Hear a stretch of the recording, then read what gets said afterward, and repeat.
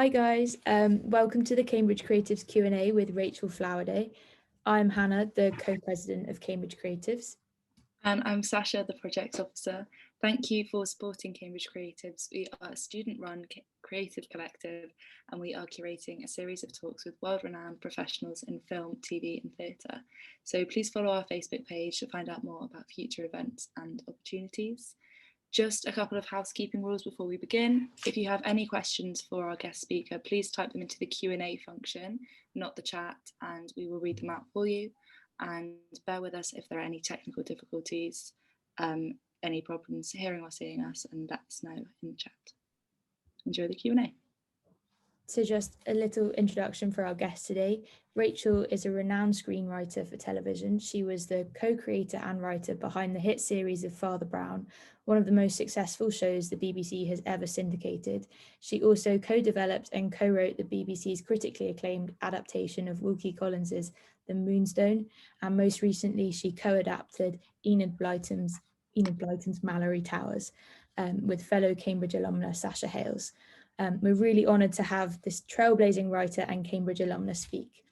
So my first question for you, Rachel, is when did you know that you wanted to be a writer or even a screenwriter? I mean, I was probably about 6 in that way that you do when, you know, you're reading everything under the sun and going, this is amazing. I love stories. I love reading. And I kind of, you know, stapled together little books and wrote in them. And slowly, as I got slightly older, it dawned upon me that writing wasn't really a career and it was all incredibly hard. And you had to be extremely brilliant to be able to do it. And I gave up that dream and decided to be a vet.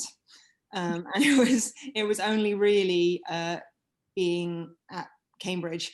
By that point, I had decided not to be a vet because clearly I was doing English by that point. So I'd given up on the animal helping dream.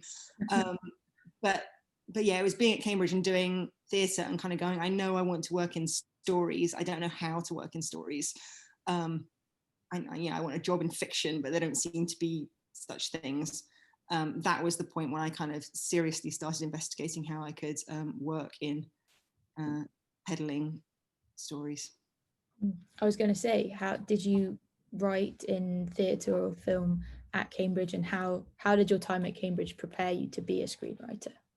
I mean, I think if you're studying anything that that relates to stories, I mean, obviously English literature, but you know, my A level was, I did French literature, I did classical literature, and I did art, which is, you know, a related thing, and then came to Cambridge and read an awful lot of books. And anything where you are immersing yourself in story is going to help prepare you for this sort of world. I guess I didn't really consider, I mean, I didn't write at all when I was a student. I thought that you had to be extremely clever and brilliant to be a writer, and I didn't consider myself to be so. And I think that at my time, certainly, it felt like, and probably this isn't as much my projection as the reality, it felt like that Cambridge was full of these kind of auteur male theatre directors and writers who kind of knew what they were doing and were in charge, and I didn't really feel like I was part of that scene. So it wasn't until I did my practical criticism exam, my finals exam, and they had put, God bless them, someone had done a question where it was a passage from a Henry James novel, I can't even remember which one it was, and then the corresponding 3 pages of screenplay from the film of that novel. And the question was, you know, what's been done to kind of translate from one to the other? What is the screenwriter trying to do? And I just thought that was such a brilliant, interesting question, and I really enjoyed myself answering it. And so it started, and I wasn't in the position that you guys are, which is, you know, you can read film scripts, TV scripts anywhere all the time from the internet. I don't think I'd ever seen a film script before that moment, so it was really revelatory. So that was probably the moment where I started thinking, that's a really interesting discipline. and maybe I should think more about it. So you studied film and television afterwards at Royal Holloway. What did you learn from your time there, and would you recommend going to film school for students wanting to go into the industry? I think maybe really is the answer. I think it's really good for having a cohort of people who are going through the same process you are and are learning.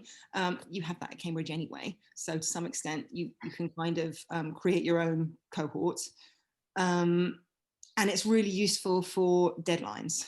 So if you are like me and would procrastinate your life away if left on your own to do it, if you otherwise wouldn't have the confidence to put your work out there, then it's a really good way of making sure that you actually create something. Mm-hmm. So and for me, like I applied to courses kind of for validation, to kind of go, well, if I get onto this, then maybe I am okay enough to do it. And so it kind of gave me confidence as I kind of progressed my career. So from those points of view, yes, but it can cost a lot of money, which is not necessarily, it's arguable whether what you get from it is the same value as what you financially have to put in. Mm-hmm. So I would say, choose your courses very wisely, and lots of people get jobs in the industry without ever doing that. So particularly in writing, lots of writers have completely other lives first and then come into writing, or they go up through in-house working as script editors on TV dramas, researchers and script editors, and earning a living, learning lots, and then getting jobs as writers from there. And after you'd finished that and you kind of had finished education, what was your first job that you went into, and how did you kind of break into the industry? So the reason that I chose the Royal Holloway course was that it was at the time run by a very, very senior, groundbreaking television producer called Tony Garnett, who's very recently died. But he was Ken Loach's producer, so he did Kathy Come Home and Cares. Then he went into television and he did things that were really seminal when I was growing up. So a show called Cardiac Arrest, which was Jed Mercurio's first show. So he kind of oversaw, he recruited Jed Mercurio from being a doctor and kind of helped him gave him this first opportunity to be a writer, I think that's fair to say. A show, so his company was World Productions, which makes Line of Duty. But before Line of Duty, 20 or 30 years before Line of Duty, they had a show called Between the Lines, which was also about corrupt cops and internal investigations. So nothing is new. But that was another great, they did Ballycus Angel.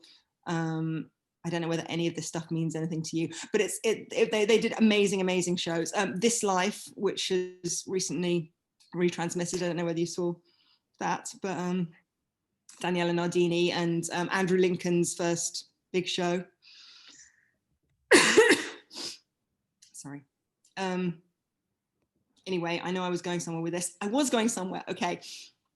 So Tony Garnett, basically it was a 1-year course. So I was like, okay, 1 year I can afford, 2 years, less sure, 3 years, definitely no. It was a 1-year course. And at the end of it, you got a 1-month placement with a TV or film production company. So I was like, okay, if I can get in there and do a month, then hopefully I will be decent enough to, get somebody to take notice and give me a job. So it came to pass.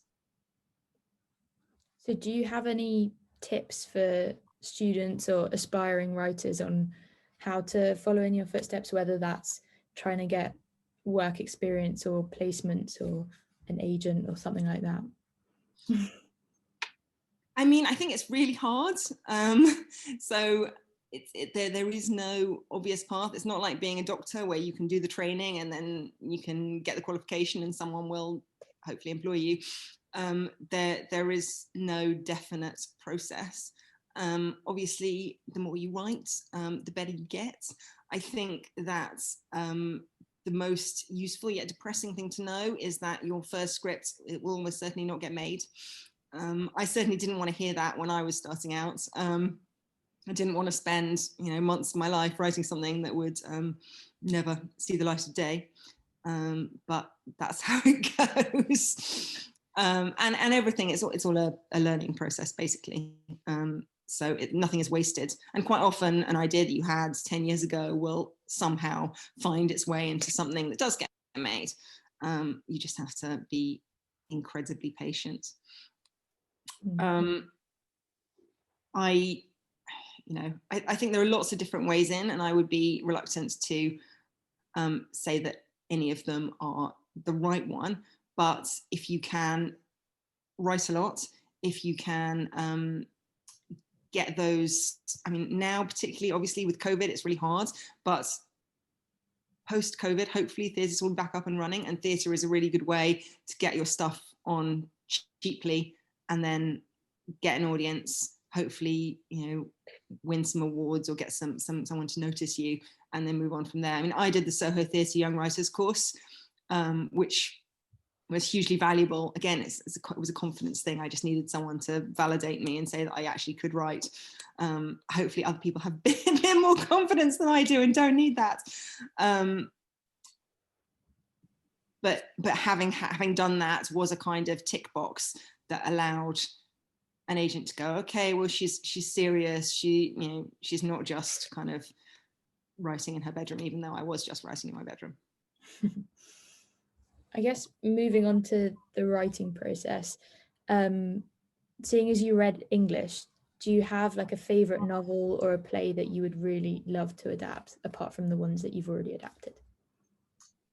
I really, really wanted to do I Captured the Castle, and then someone bloody did it. This is the problem with having novels that you love and then you see them. Yeah.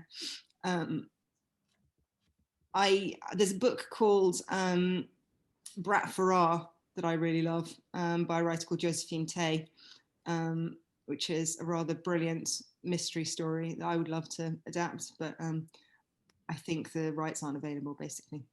And a novel written by a friend of mine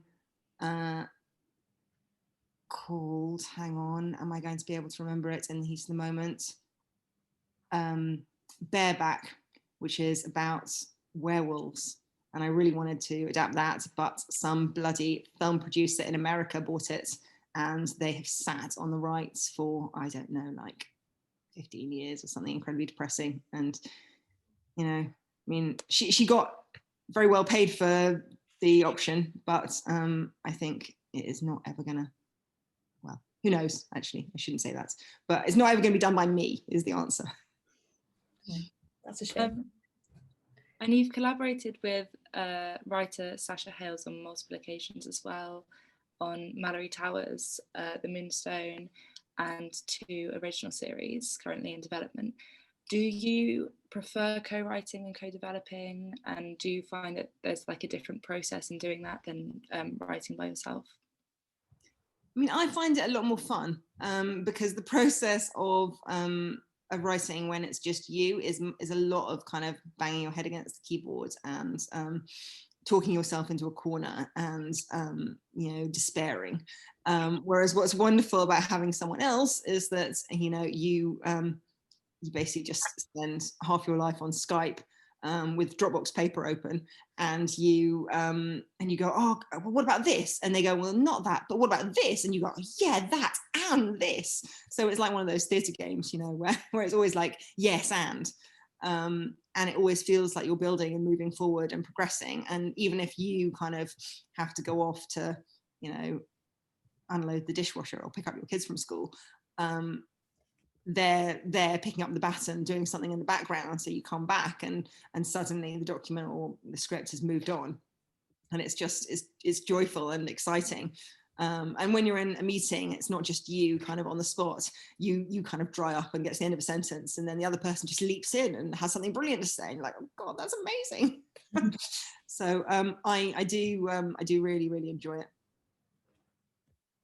Do you recommend to young aspiring writers then maybe to try and find a writing partner and try, or maybe just try that way of writing and that whole process of collaboration?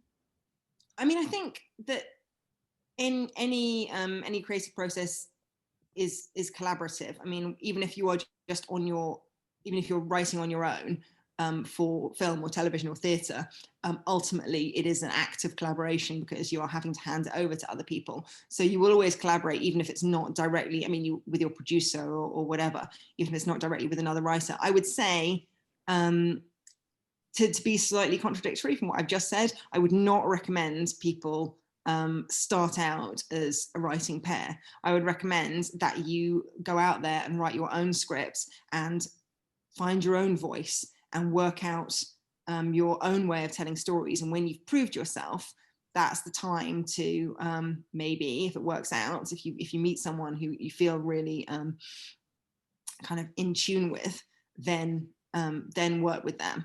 But I would say don't start off like that, because I think it's quite hard to separate yourself once you've started being a pair, because people kind of look at your script and go, well, I see you've written this script, but I don't know how much of it was you and how much of it was the other person.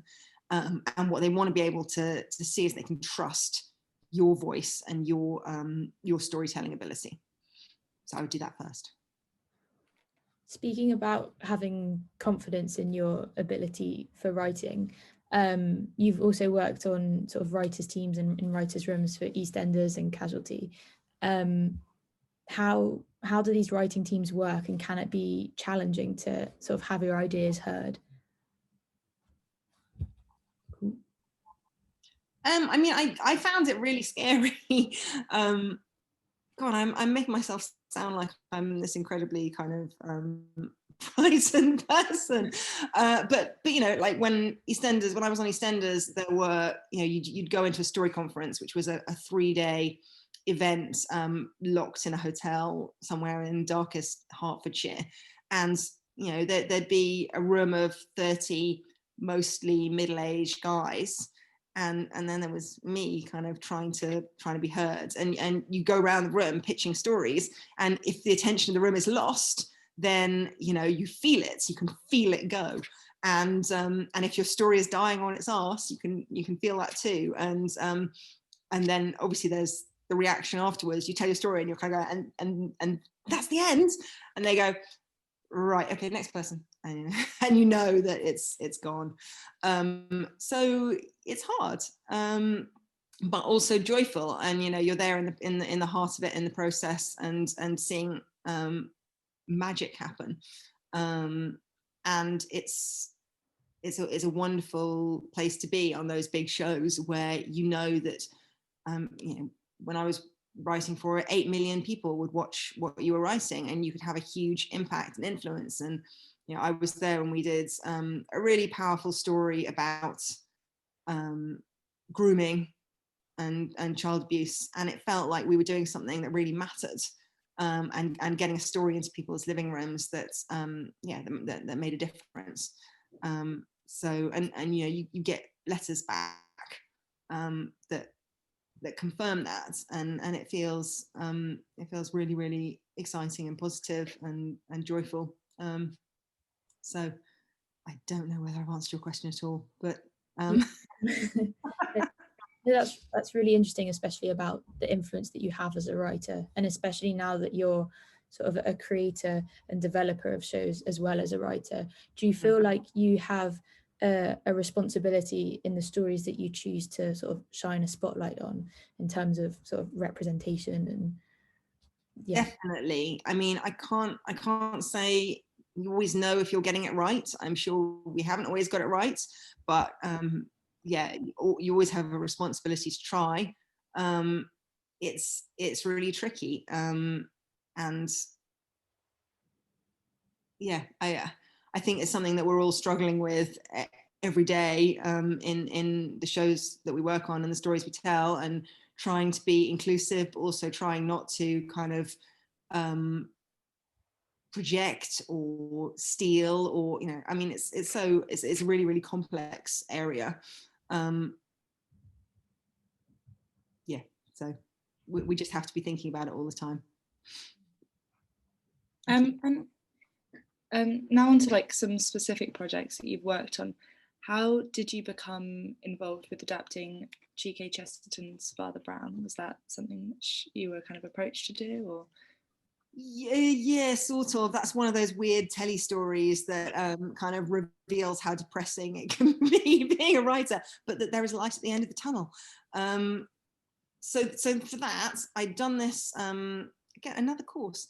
I'd been on the BBC Writers Academy, which I was telling you guys about earlier, which was this amazing opportunity to get to work on those big continuing dramas. And also it was kind of a way for them to find new writers for other stuff, kind of new blood. So BBC Daytime really wanted a new detective drama in the afternoon slot, and they asked a load of us, like 40 of us, it was insane, to pitch for this slot, an original detective drama. So not an adaptation, something new.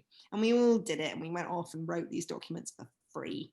And there was a whittling process where, you know, your ideas got binned or you got moved forward, and then you had to do more work for free. And then, you know, so eventually I and Tarsin got to the last two standing with all these blinking ideas.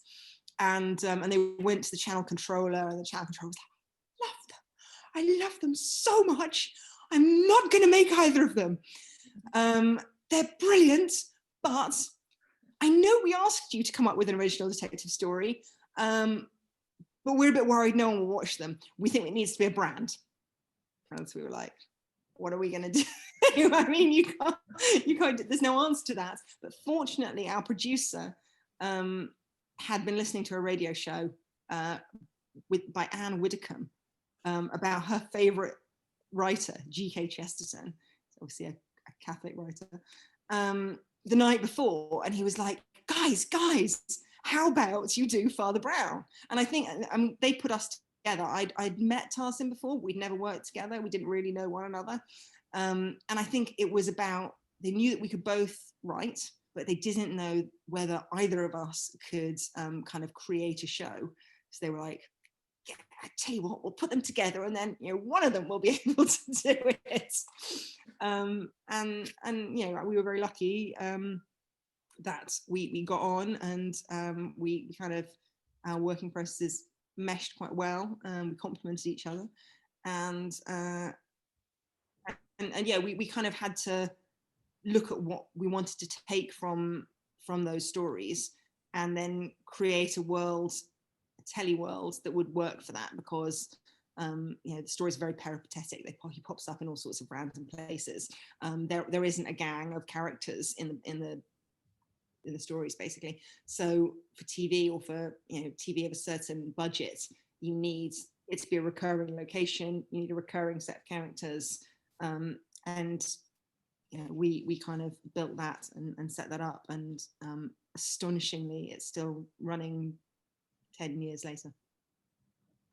Did you feel a pressure in adapting such well-loved material? Did you feel like there was kind of an extra element of like a story to live up to and to kind of fulfill people's expectations and stuff? It's always really hard, because you're never going to please everybody. And there's always going to be someone who is absolutely vitriolically furious about the, you know, devastation that you've wreaked on their favorite novel. I mean, I think you've got to find what it is that you love about that source material, and then kind of trust that love to take you to, you know, your end point. And basically it's very rare for a novel, or, you know, a different art form, to translate blow by blow to the screen. It really is a kind of an alchemic process, where it has to properly change its nature to work in the other medium. So so adaptations are sometimes at their most successful when they let go of the source material and embrace the fact that they are something completely different. Mm-hmm. So that probably doesn't answer your question at all, but Speaking of that adaptation process, you've spoken about how you picked some short stories over the others. Why, like, what drew you to the specific ones that you tried to highlight at the beginning in the first series? So, I mean, to be honest, we pretty swiftly moved away from the adaptation process with Father Brown and moved into original stories, and that wasn't that there weren't good stories in the G.K. Chesterton originals, but they weren't designed for TV. And so, and what he was quite interested in doing is, for him, Father Brown was a very much background character, which is quite difficult to have in a TV show. And kind of part of his trope was that he was kind of hiding in the background, or he's not being seen because he was self-effacing, and therefore he would just kind of absorb all the information that he needed to absorb. And so it would be kind of 10 pages of setup and then a big reveal, a big twist at the end, which isn't enough. So either you had to kind of take that nuggets, the thing that really excited you about one of those stories, and completely kind of extrapolate and explode the world and find a way to bring new stuff to it, or you had to begin something new from scratch. And it kind of became easier to do the latter than the former. We also had the issue that kind of in the boring practicalities of screenwriting, which I find quite interesting. Like, there are quite a lot of things that you wouldn't ever dream that you have to think about, G.K. Chesterton is not out of copyright in America in his entirety, because the Americans have a different copyright system. So whereas it is 70 years after the death of the author, with them, I think it's 100 years after the thing was written. So the first books of the stories were out of copyright worldwide, but the second and third books weren't. So we couldn't adapt them even if we wanted to, because BBC Worldwide very wisely wanted to be able to market it elsewhere. It's the behind the scenes story. How involved were you in the production side of Father Brown? Like, were you involved in location scouting and stuff like that? Because there are some really beautiful landscapes in the series. There are some amazing landscapes, and the Cotswolds is incredible for that. I mean, we were taken on kind of location jollies, basically, kind of driven around the Cotswolds in taxis, and taken to this brewery or that tower or whatever, and then we had a pub lunch and kind of discussed how we might use some of them or all of them. And I'm trying to think about whether actually any of those places made it into any of mine. I know they made it into the series, but I don't know that they made it into my specific episodes. But it's someone else's job. I can't claim any credit for that stuff, but we did get to kind of go and be inspired. And now on to Malory Towers. What inspired you to develop Malory Towers in this climate? And how did you kind of go about adapting the novels for a modern audience and kind of updating them? So that was again something that was brought to us. King Burnett, the production company, we had worked with them on The Moonstone. So they knew that we could do adaptation, we could do adaptation on a budget, which is a whole nother skill, and that we weren't abysmal to work with, which is also a very useful thing. And so they said, look, we've got the rights to Malory Towers. What do you think? And I was basically like, if I were able to do cartwheels, if I had ever been able to do cartwheels, I would have been doing cartwheels, because they were absolute. Enid Blyton was my favorite writer when I was a kid, and Malory Towers I absolutely loved. So it was one of those kind of moments where I would have committed violence against another writer if they had got the job instead of me. So yeah, it was extremely fortuitous. And then we set about doing what you always have to do with that big question, why now? Because the answer to that question is tragically never, because it's a good story. And I learned that to my cost. Like, I would go around the first probably 10 years of my career, I'd walk around going, but what about this story? Good. And they'd be like, yeah, but why now? And what was really interesting was the more that we dug into Malory Towers, the more it felt it was the right story to tell. I mean, we couldn't have predicted lockdown, and it has felt like it's been almost the perfect show for lockdown. But for us, it was about the way childhood has changed in the past. What is it? Nearly 80 years, 75 years. That children now are so kind of hyper watched by vigilant parents. There's always someone breathing down your neck. You don't have freedom. You don't play in the street. Like, I was probably the last generation to play in the street. You don't get to go off with your friends and have adventures. You don't get out. Yeah, and there's always a screen. There's always someone who can find you. And it just seemed really aspirational for that to be in a world where none of that is true, and you're expected to solve your own problems, and you work things out for yourself, and you go off and do things on your own. And it seemed important to tell stories about girls' friendships. I mean, every single scene passes the Bechdel test. It's brilliant.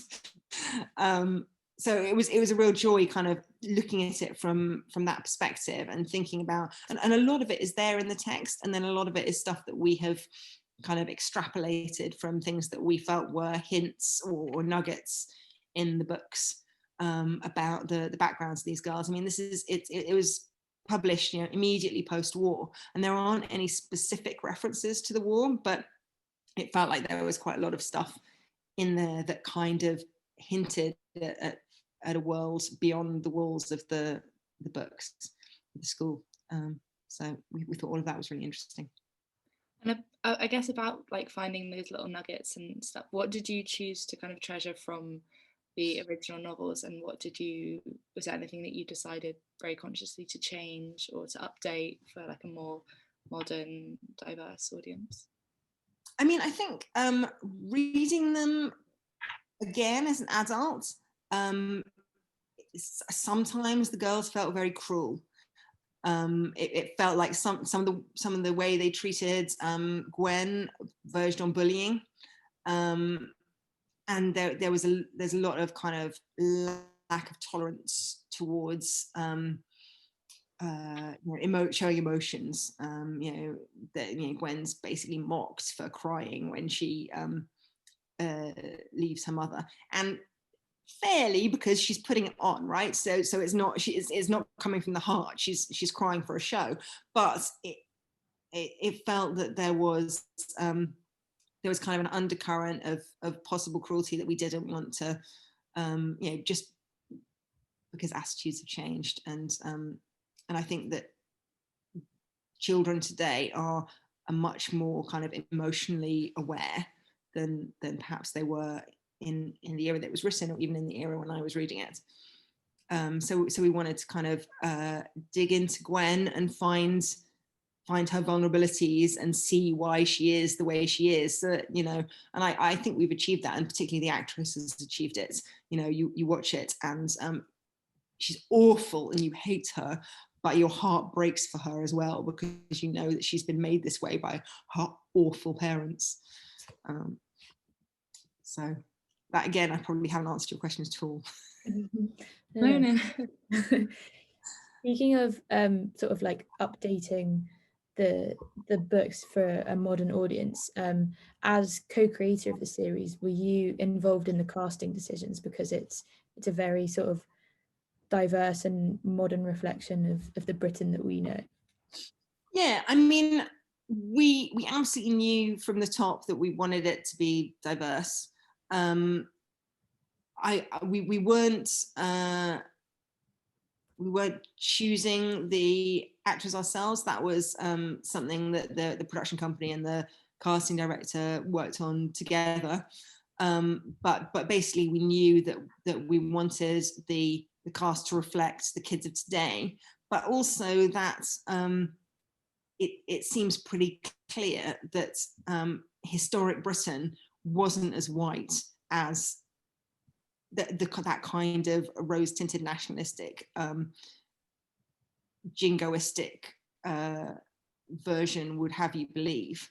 So, you know, we read, there's a brilliant book, and I'm going to forget the name of it now, Terms and Conditions, which is interviews with women who were at boarding schools from the kind of 30s to the 70s.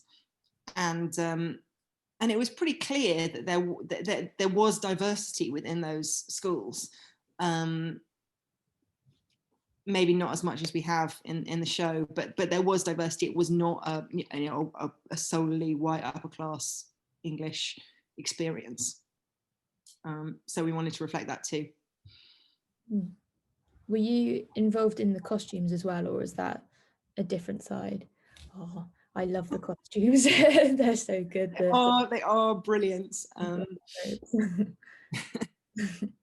So as co-creator and co-writer, did these have competing pressures, or were they just parallel roles?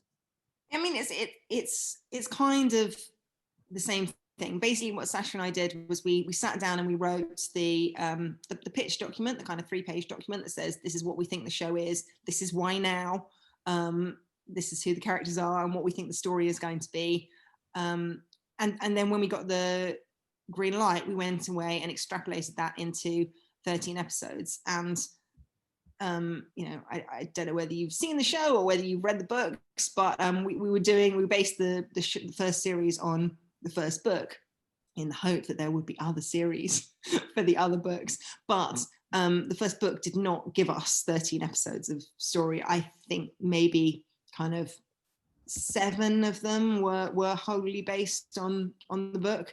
And then we kind of built out the world to sustain 13 episodes, because again, a kind of boring production issue, but 13 episodes is what they wanted. You don't get to go, oh well, I think Malory Towers will only sustain 7 episodes, so we'll just give you that. No. So in order to get it made, we needed to make another 6 episodes that were just as good as the original stuff. So hopefully we achieve that. And on Malory Towers, you were the co-creator and also the co-writer. How did you navigate kind of juggling these 2 roles and the 2 different roles in general as well? So that was where I was going with that last answer, and I didn't. So apologies. So basically, we wrote that document for 13 episodes, and then we wrote, I think, 6 of the episodes ourselves, and the other episodes we had a writer's room. We had 4 or 5, I can't remember, other writers in the room with us, and we broke down the document that we'd written for each episode, for our episodes and for their episodes, and lots of stuff changed in the room. Things got pulled about, new stuff came in, or we discussed stuff and then it all changed, and then it all changed back. And they did the process of writing, a 2-page kind of episode concept, scene by scene, first draft, second, third draft, and every draft we would give them gargantuan tons of notes. Anybody who didn't hate us by the end became a very good friend. And generally, being in lockdown, has that been an inspiration or a distraction for your writing? Have you felt that you've been able to pull things from it? I mean, to be honest, it's been a bit strange, because as I was telling you guys, I kind of expected everything to stop, and it didn't stop for writers at all. For everyone in production, for actors, directors, crew, it's been an absolute disaster, and they've not been able to work at all. For us, I thought that would have an immediate knock-on effect, and it hasn't yet. So I have been kind of busier than I've ever been writing stuff, but under quite a lot of pressure. And so whilst I've done a lot, I sort of don't feel that is, it's kind of in spite of being in lockdown with, you know, my kids off school, rather than it being because of it. And yeah, I mean, I don't feel like I've particularly been inspired by lockdown, sadly. I don't think many people have. In terms of a post-corona world, what do you think the future of television and film will hold? What I am hearing, what people are asking for is warmth and reassurance. Nobody wants to see a COVID drama. We're all living it. We don't need any more of it. So I think if that holds, then I think we're going to have a turn towards more stuff like Father Brown, kind of what I call kind of warm bath television, like stuff that kind of wraps you up and makes you feel like it is actually okay to live in this fucked up world. So, you know, and so I think that shows like Malory Towers, where which offer us hope, a kind of the way forward. And then inevitably, you know, when the world, assuming the world does get better, when the world is better, there will be a backlash against it, and everything will go incredibly dark and miserable, and that will be trendy instead. Nice. I look forward to the warm bath TV. So soon we're going to have some questions from the audience. So please just type your questions into the Q&A box somewhere down here, not the chat function. But while we're waiting, we'll ask our final question. Do you have any TV or film recommendations to fill our isolation terms? Well, I worry that everything I'm going to say is stuff that you will already have watched. So I apologize if this is all incredibly obvious and tedious. You know, unbelievable, unorthodox, what's it called? Russian Doll, if you haven't seen that, it's brilliant.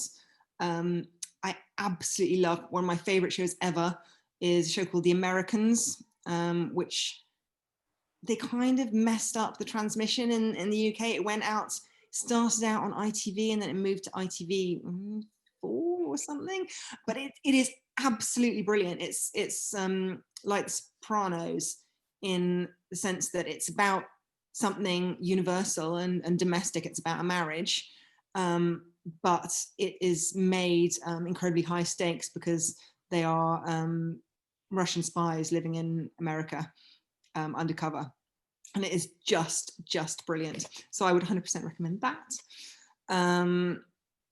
Obviously, Game of Thrones, which is wildly patchy, but when it's amazing, it really is amazing. If you haven't seen Buffy the Vampire Slayer, I would always recommend starting that from the beginning. There is a brilliant show called The Booth at the End, which I think almost no one has seen, but it is amazing. And what it does brilliantly is show how, with some imagination, you can make a drama for 85 pence.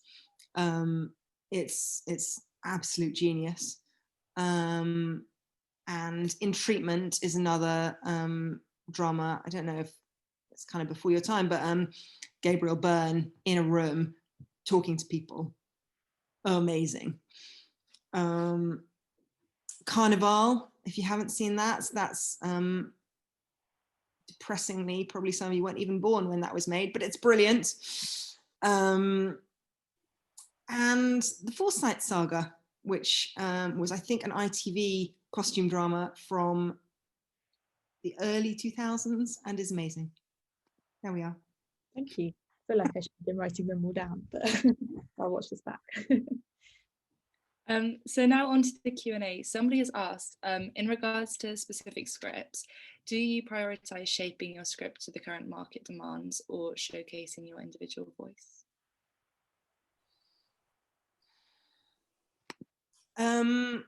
I think that the thing you always have to focus on is doing something that you absolutely love, and or sorry, pardon me, or finding a thing to love in the thing that you're doing. So I would not worry in your position starting out. I would not worry about market demands at all. Partly because although you may be the exception that proves the rule, and I certainly hope you are, the chances are it will never get made, and what it will be is a calling card and a way to sell yourself, and that is how it will be useful to you. So I would look for ways to get across your unique experience and point of view and perspective, because that is what producers are desperate for. They want, you know, fresh vision, fresh voices. We have a question from an anonymous attendee who asks, if you had your time again, would you still do a postgrad course? And if so, which course would you do and where?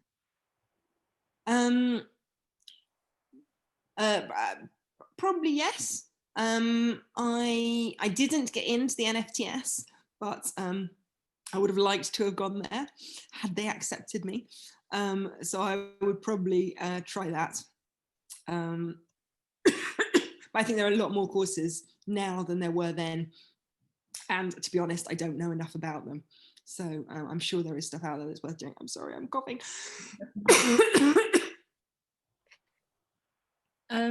Somebody else has asked, what are your top tips for writing a script that feels alive and natural rather than stunted and slightly lifeless? You have to make sure your characters want something. They have to be driven in every scene, and they have to be, you know, thwarted, or they get what they want in a surprising way, or they get what they want and they realize they didn't want it at all. So that's you can write scene after amazing scene, and they can all be individually brilliant scenes, but if your character doesn't want anything, then they will all be dead. And then I would say always try and think of a fresh and interesting and different backdrop. If you feel like you've seen something before, then you probably shouldn't use it. And look for the emotion, look for the heart in every scene. Thank you.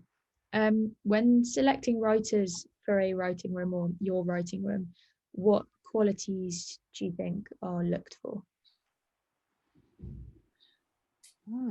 I think primarily you're looking for genuine enthusiasm for the project. Because if someone starts off kind of looking down on a show and thinking that it's going to be easy, then it probably won't work out. So you want them to really to believe in what you're doing, and you want them to know, to have stuff to say, but also know when to stop saying things. Because you can keep talking forever and go around in circles and pull stuff apart, and actually at some point you've got to go, right, well, we're going to leave that there, and we've done enough work for today, and if that doesn't work, we'll have to find out by writing it, not by kind of circling and pitching a different version. That's really helpful, thank you. Somebody else has asked where they can get feedback for their writing that's actually worthwhile. And I've said that there seem to be a lot of places that offer paid coverage, but is it actually worth the money? Alternatively, there are some websites that offer peer-to-peer reviews, but those people might not have any actual expertise or experience. And is there like a way to go around getting good feedback and advice? I don't know.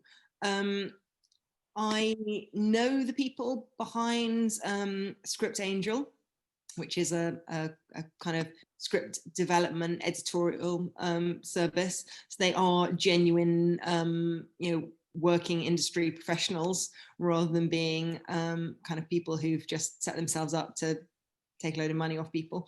But I think it's expensive, and it's not a process that I've gone through, so I can't make a personal recommendation for that.